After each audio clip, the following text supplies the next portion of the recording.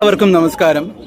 നമുക്കിന്ന് നമസ്തേ പറയാം പ്രശസ്ത മോഹിനിയാട്ടം നർത്തകിയായ ശ്രീമതി വിനീത നെടുങ്ങാടിയോട്.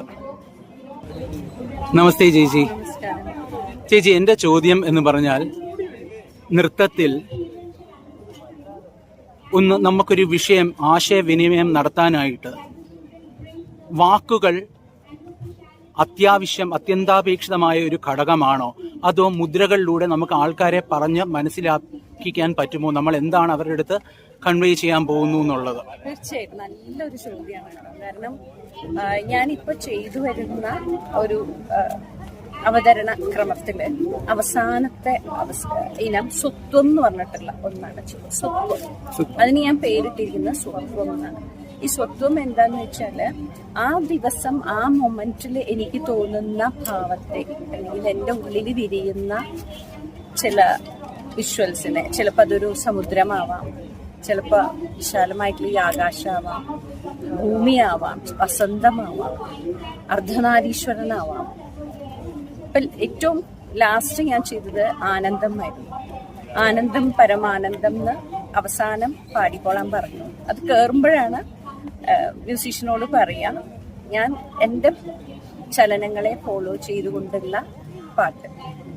ഹോൾ ഗ്രൂപ്പ് അവരങ്ങനെ ആ മൊമെന്റിൽ ഞങ്ങൾ ക്രിയേറ്റ് ചെയ്യുന്നതാണത്. അതൊരു വല്ലാത്ത എക്സ്പീരിയൻസ് ആണ്. ഇത് എനിക്ക് നമുക്കൊരു കാര്യം കൺവേ ചെയ്യാൻ മുദ്രകളുടെ പോലും ആവശ്യമില്ല എന്ന് ചിലപ്പോൾ തോന്നാറില്ല. ശരിക്കും പറഞ്ഞാല് മുദ്രകൾ വേണം കേട്ടോ. ശരി, ഞാനത് കുറച്ച് കൂട്ടി പറഞ്ഞതാണ്. അതായത് ഒരു ഭാവത്തെ, ഇപ്പോൾ എനിക്ക് ഒരു ഭയങ്കര സന്തോഷമായിട്ടിരിക്കുന്ന ഒരു മൊമെന്റ് ആണെങ്കിൽ അത് നാച്ചുറലി ഓഡിയൻസിലേക്ക് പകരാൻ എൻ്റെ ഈ ട്രെയിൻഡ് ബോഡി ഒന്ന് വിചാരിച്ചാൽ മതി. നൃത്തശരീരമാവണം. അതിന് നമ്മൾ വർഷങ്ങളുടെ ഒരു ഉപാസനയും സാധനയും ഒക്കെ പാടെയാണ് നമുക്കത് കിട്ടുന്നത്. അത് കഴിഞ്ഞാല് നമുക്കതിനെ ആ കെട്ട് പൊട്ടിക്കാൻ പറ്റും. അത് വല്ലാത്തൊരു അനുഭവമായിരുന്നു.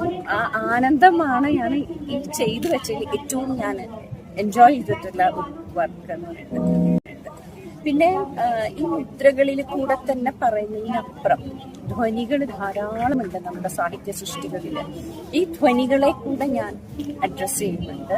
ഇപ്പോൾ ഗീതാഞ്ജലി ചെയ്യുമ്പോൾ വിളക്കെവിടെ വിളക്കതിൻ തിരി കൊളുത്തുക കത്തും വിരഹോൽക്കണ്ഠയ വിളക്കിരിക്കുന്നു ജ്വലിപ്പീര നാളം വിധി ഇതാണെങ്കിൽ ഇതിൽ നല്ലൂമതി. ഭഗവാന്റെ ആ ചൈതന്യം എപ്പോഴും ഒരിക്കലും ഭഗവാന്റെ ഓർമ്മ എന്നിൽ നിന്നും പോയ ഏതോ ഒരു നിമിഷം, ഞാനെന്ന് പറയുന്നത് ഇവിടെ നർത്തകിയാണ്. ഈ നർത്തകിയായ എനിക്ക് അത് എവിടെയോ നഷ്ടപ്പെട്ട ഒരു നിമിഷം ഞാൻ പറയുന്നതാണ്, നർത്തകി പറയുന്നതാണ് ഗീതാഞ്ജലിയിലെ ഈ വരികൾ. അതുപോലെ തന്നെ ഗീതാഞ്ജലിയിൽ പറയുന്നുണ്ട്, ഊരി ദൂരെ എറിഞ്ഞിതൻ ഗാഥ ഊരിയാം അലങ്കാരങ്ങൾ നാഥ.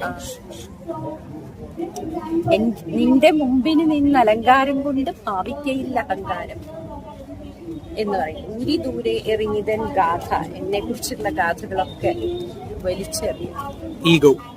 ഊരിയാം അലങ്കാരം, ഇത് വളരെ വില കുറഞ്ഞ കാര്യമാണ്. ഇതെല്ലാം വലിച്ചെറിയുമ്പോൾ നിന്റെ മുമ്പിൽ, ഭഗവാനെ നിന്റെ മുമ്പിൽ നിന്ന് ഈ അലങ്കാരങ്ങൾ കൊണ്ട് അഹങ്കാരം ഭാവിച്ച കാരണമാണ് എനിക്ക് നീയുമായിട്ടുള്ള സംഗമം പറ്റാത്തത്.